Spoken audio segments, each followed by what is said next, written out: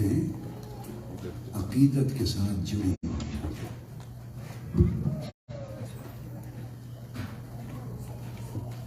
مگر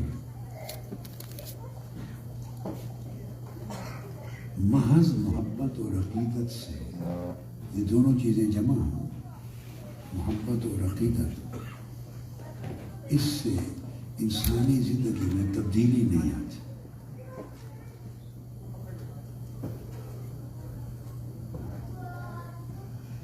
لوگ بڑے بڑے لوگوں سے، ہستیوں سے محبت کرتے ہیں، حتیٰ کہ اس عالم خلق میں اور کائنات میں حضور نبی اکرم صلی اللہ تعالی علیہ وسلم جیسی تو کوئی ہستی نہیں ہے. تعالی علیہ وسلم جیسی تو کوئی ہستی نہیں ہے. ازل سے ابد تک اللہ کے حبیب صلی اللہ علیہ وسلم سے بڑی کوئی ہستی نہیں. ان سے زیادہ کسی کے فضائل اور مقامات نہیں ہیں. ہم ان سے بھی محبت کرتے ہیں، عقیدت رکھتے ہیں، ادب کرتے ہیں، تعظیم کرتے ہیں، احترام کرتے ہیں آقا علیہ الصلوۃ والسلام کے ساتھ. مگر اس نوعیت کا پورا رشتہ استوار کر کے بھی ہماری زندگی میں کوئی تبدیلی نہیں آتی.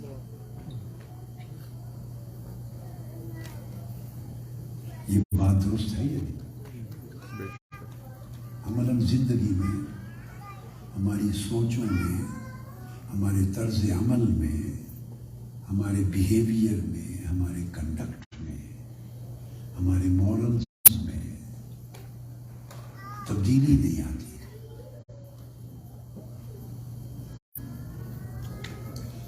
اس سے اوپر چلے جائیں، اللہ پر ایمان رکھتے ہیں، اللہ کو مانتے ہیں اور اس کے حکم کی نماز بھی پڑھتے ہیں، بھی کراتے ہیں، عمرہ بھی کرتے ہیں، عبادات، نوافل، صدقات اور خیرات بھی کرتے ہیں اللہ کو ماننے کے لیے. مگر یہ سارا کچھ کر کے ہماری زندگیوں میں تبدیلی نہیں آتی. جب میں کہتا ہوں کہ زندگیوں میں تبدیلی نہیں آتی تو اس سے مراد یہ ہے کہ ہماری جو سوچ ہے ایک دوسرے کے ساتھ، زاویہ نگاہ ہے، ایک دوسرے کو سمجھنا، سوچنا، بیہیو کرنا دوسروں کے ساتھ، یہ وہی رہتا ہے جو پہلے تھا. سو آپ وہ ساری محبتیں، عقیدتیں شامل کر لیں، تب بھی ہم وہی کھڑے ہیں، اور وہ ساری محبتیں، عقیدتیں نکال لیں، تب بھی وہی کھڑے ہیں.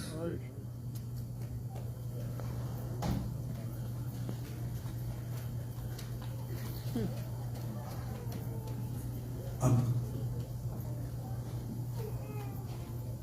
فائدہ اس وقت ہوتا ہے کہ جس سے آپ محبت کرتے ہیں وہ محبوب آپ کا کچھ کہتا بھی تو ہوگا،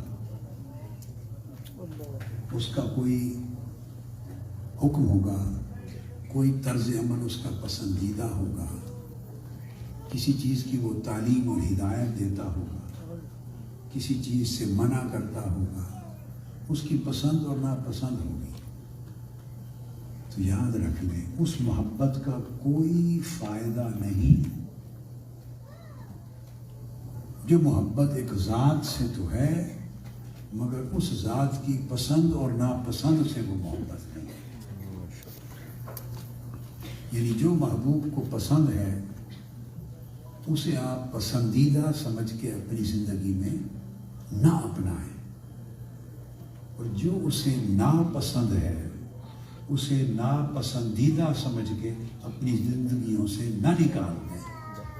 اگر یہ پروسیس آپ اپنی لائف میں جاری نہیں کرتے، اس محبت کا ایک اجر ضرور ہے،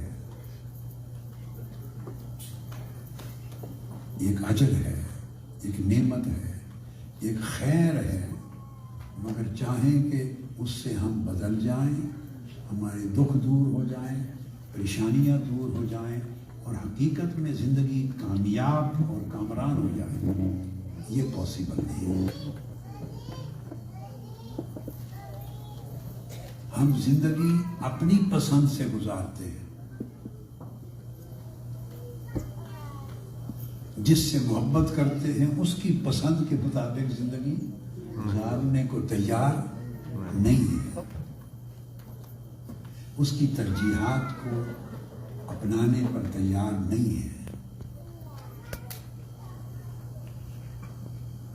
اس کے لیے بہت سے پہلو ہیں، تو میں نصیحت میں ایک نقطہ سمجھانا چاہتا ہوں، صرف ایک نقطہ، اس پر فوکس کر لیں کہ محبتیں، نیک اور صالح محبتیں ایک درجے میں کہیں نہ کہیں کام آتی ہیں، کام آئیں گی، مگر اس سے انسان کی پوری زندگی نہیں بدلتی۔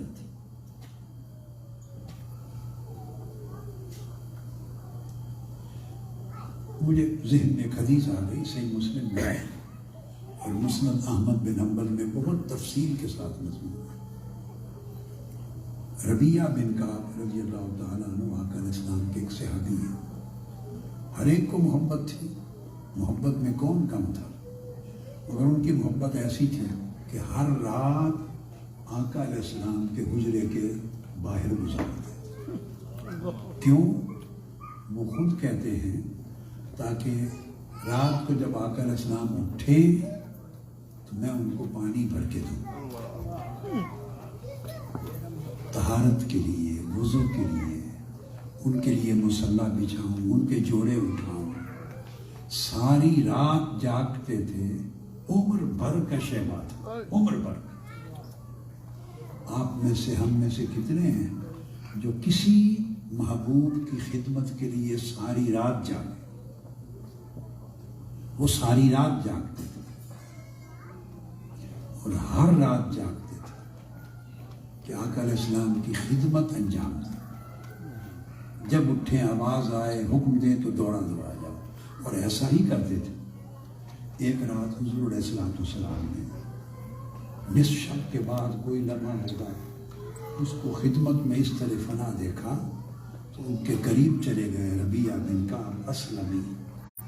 اس نے اتنا خوش ہوئے اس کی خدمت کا تسلسل، دوام دیکھ کر، استقامت دیکھ کر، فرمایا ربیعہ آج مانگ لو، کیا مانگ لو، مانگ لو کیا مانگ لو۔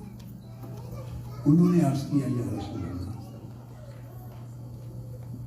صحیح مسلم میں تو اسی طرح، مسند احمد بن حنبل کی روایت میں ہے کہ عرض کیا یا رسول اللہ مجھے ایک دن کی مہلت دے دیں، میں سوچ لوں۔ سوچ کر آقا علیہ السلام کی بارگاہ میں حاضر ہوں، فرمایا سوچ لیا ہے؟ جی حضور سوچ لیا۔ کیا مانگتے ہو؟ عرض کیا حضور جو خدمت اور نوکری آپ کی یہاں کرتا ہوں یہی جنت میں بھی عطا کرا۔ انی اسألک مرافقتک فی الجنہ، یہ جو آپ کی سنگت ہر وقت ساتھ رہنے اور نوکری بجا لانے کی سعادت یہاں ملی ہے، یہ آخرت میں بھی دے دے۔ اب مجھے یہ بتائیں، اللہ کے بعد اس عالم خلق میں، کائنات انسانی میں حضور علیہ السلام سے بڑا بھی کوئی دینے والا ہے؟ یہ بتائیں مجھے۔ جی نہیں۔ اللہ کی نعمتوں کے سب سے بڑے قاسم، تقسیم کنندہ آقا علیہ السلام۔ آقا علیہ السلام سے بڑھ کر اللہ کے بعد تو کوئی دینے والا نہیں، اور کائنات ہستی میں، مخلوق میں آقا جیسے کوئی دینے والا نہیں۔ ہر کوئی اپنے مرتبے کے مطابق دینے والا ہوتا ہے، دیتے رہے، دیتے ہیں، دیتے رہیں گے، یہ نظام چلتا رہے گا، مگر آقا علیہ السلام جیسا دینے والا تو کوئی نہیں۔ اور آپ نے کہا بھی خود تھا کہ مانگ لے، کیا مانگ لے، تو آپ کے حکم پر انہوں نے مانگ لیا کہ جنت میں یہ اپنی مرافقت سنگت دے دے. اس پر آقا علیہ السلام نے سر ہلا دیا، سر انور، فرمایا جو تم نے مانگا ہے وہ تمہیں مل جائے گا، مگر اس کام کے لیے میری بھی مدد کر، میری بھی مدد کر، تاکہ ضمانت ہو جائے اس مانگ کے ملنے کی جو تم نے مانگا ہے. عرض کیا یا رسول اللہ کیا مدد کروں؟ فرمایا فَعِنِّي عَلَى نَفْسِكَ بِكَثْرَةِ السُّجُودِ،